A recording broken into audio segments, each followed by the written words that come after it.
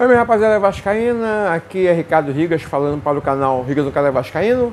Hoje o Vasco enfrenta o Sampaio Corrêa às 20 horas, lá no Lourivaldão, né? Lá em Saquarema, pela nona rodada da Taça Guanabara, Campeonato Carioca 2025. Né? O Vasco está na terceira colocação com 13 pontos. Né? Os resultados dessa nona rodada aí foram a vitória do Madureira e 4 empates. Né? O Madureira venceu o Botafogo por 2-0 e outras partidas foram empates. Né? 0-0 no sábado, Fla-Flu. Teve um empate entre Maricá e Bangu. O empate também de Volta Redonda e Nova Iguaçu, né, que levou o Volta Redonda a se manter na liderança, né? Ele vai se manter na liderança. Na nona rodada, o Vasco vencendo, o Sampaio Corrêa, ele vai para a vice-liderança com 16 pontos, coloca o Urubu para baixo com 14.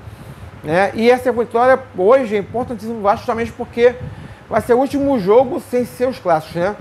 As duas últimas partidas do Vasco, no sábado, contra o Urubu, que seria às 16h30, mas a FERJ fez o favor de mudar para 21h45 no sábado. Né? Por um lado, o horário é bom porque está um calor danado no Rio de Janeiro, não tem previsão nenhuma de melhorar, de a temperatura diminuir. Jogar às 4h30 da tarde nesse calor no verão é desumano. Né? Haja visto que está acontecendo no Fla-Flu no sábado. Né? Os dois times, né, se gastaram bastante fisicamente, então foi um jogo morno, lento, né, com poucas chances de gol, as defesas se policiando aos ataques. Né? Todo mundo reclamou também, né, da partida. Né? O gramado do Maracanã está muito duro, né? Então um gramado duro facilita a contusão e tudo. E somado ao calor, então aí causa um problema sério para os atletas que estão envolvidos nas partidas. Deixem seu comentário, curtam, comentem, se inscrevam no canal. E vamos conversar aí, né, sobre o jogo de hoje. O Vasco tem 2 desfalques, né? O Vasco já soltou a lista de relacionados para a partida de hoje. São 2 coisas interessantes, né? As ausências do Felipe Coutinho, com edema na coxa, já estava previsto, né? Para poder ficar preservado para o jogo contra o Urubu no sábado. E a novidade dessa relação foi a ausência também do meia Paulinho. O meio-campista Paulinho não está relacionado para a partida. Também deve ser por conta do desgaste, né, a preservação para o jogo contra o Flamengo no sábado. Nós temos aí, em compensação, nós temos 5 jogadores vindo da Copinha que foram relacionados para a partida de hoje. Né? O goleiro Felipe Gabriel, os meio-campistas Elder, Lucas Zucarello, e nós temos os atacantes Bruno Lopes e Maxwell, né, o Alegria, né, voltaram a ser relacionados para as partidas. Então, são 5 jogadores oriundos da Copinha de 2025, que eu acho que tem uma campanha muito honrosa, né, volto a lembrar, nunca é demais lembrar, né, que se souber aproveitar, se souber administrar essa base, ela vai dar muitas alegrias ao clube. Né? Então, o time de hoje, sim, eu posso colocar para vocês que a defesa vai ser a mesma, né, com Léo Jardim, Paulo Henrique, João Vitor, Lucas Oliveira e Lucas Piton. Aí a dúvida no meio de campo, né? Se você quiser manter o meio de campo com Hugo Moura, Jair, Tietê e Payet, você vai ter que colocar alguém para substituir o Coutinho, né?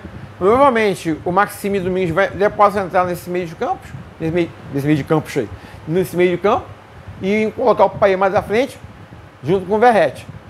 Eu particularmente acho que o Payet não está com vontade de jogar. Tá? O jogo contra o Fluminense, a gente viu ele lá na ponta esquerda, se isolando do jogo, onde ele precisa estar. O jogo rola no meio de campo, sabe? Onde o jogo rola é no meio de campo. Ele não pode ficar na ponta esquerda. Primeiro que ele não é um jogador de velocidade.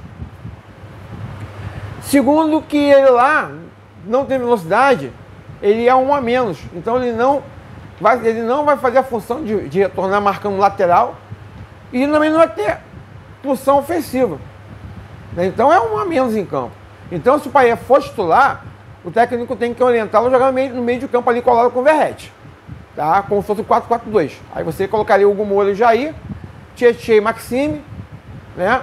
Ou você trabalha, ele não vai fazer isso, não vai tirar o Paê para botar um garoto, né? Se bem que eu seria, hoje em dia, mais partidário de colocar o Lucas Zucarello. É um garoto novo, tá pedindo passagem, tem mais vontade de jogar, é da base do Vasco, conhece como é que o Vasco joga, né? O que o Vasco significa, e colocar o garoto para jogar, deixar o Paê para o segundo tempo. Entendeu? O Vasco necessita muito da vitória hoje. E o Paê em campo, se ele não quiser jogar, é um a menos. Entendeu? Então,